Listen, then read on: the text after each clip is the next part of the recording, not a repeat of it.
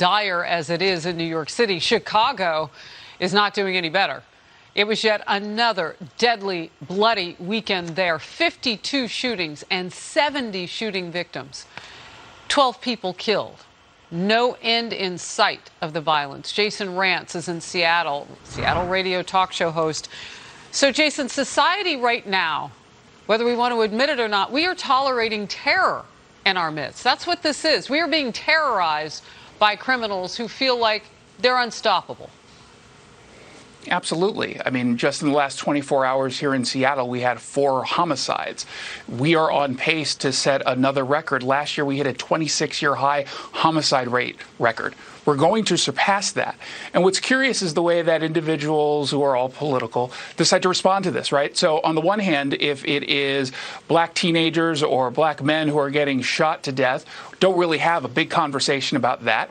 Then when we have the cases in New York that you just played, well, when a gun isn't used, we don't have a conversation about that. It's either politically advantageous for the politicians to get involved, or they just decide that they're not going to have a conversation at all. Where's the Biden speech about the individual crimes that are happening in New York City that don't involve guns? Where are the Democrats who are going to step up and say, yeah, this is happening under our watch. We can't keep blaming Trump for absolutely everything. We can't keep pretending that there's this massive white supremacy threat when white supremacists are not shooting and killing these folks in our cities. And certainly what we know is not the case. Cops aren't committing these crimes. And yet the national narrative coming from Democrats and some other networks is that, well, police are involved in all of this. Police are the ones who are responsible for the crime on our streets. It's nonsense. Well, and while you were talking, we showed again, and I told everybody, you know, this is daytime. We understand that. We want to give people a chance to pull away. But this violence now is going viral in so many different places. It's hard to get away from it now. The beatdowns that people are taking, particularly people over the age of 65, like they are just getting pummeled in some areas. Some of the most beautiful places to shop and visit and to live in America. We can't tolerate this. We can't. And now the question is, how do you extinguish it? Your quick thought on that, and then I want to show some numbers.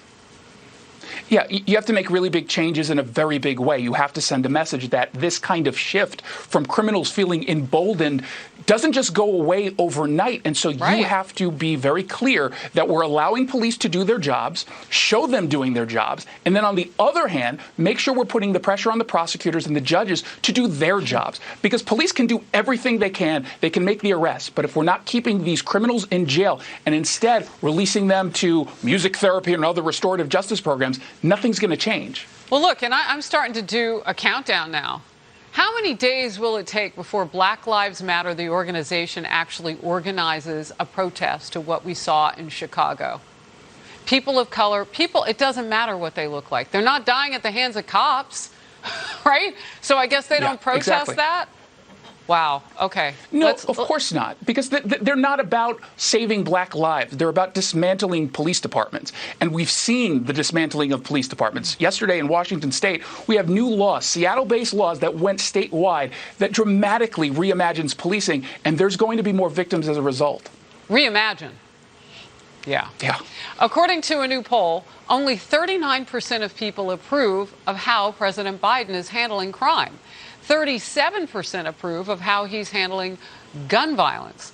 Your quick reaction to that, and by the way, just to throw in, we have a lot of knife violence right now. The stabbings, the subway, the stabbings in Times Square.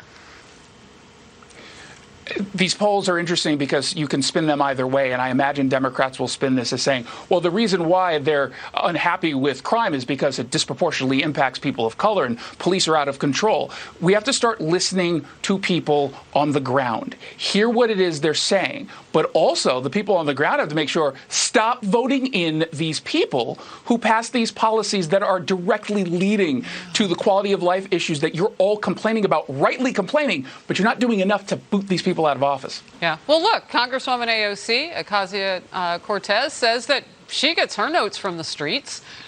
If you're listening to the streets now, they need cops.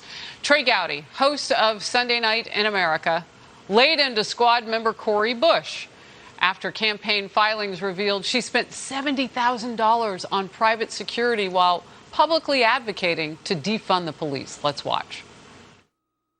She wants to defund the police. Well, let me be more precise. She wants to defund your police, but not her police. She spent nearly $70,000 on her own personal security last year. Cori Bush tells us she's progressive. The better word might be hypocritical.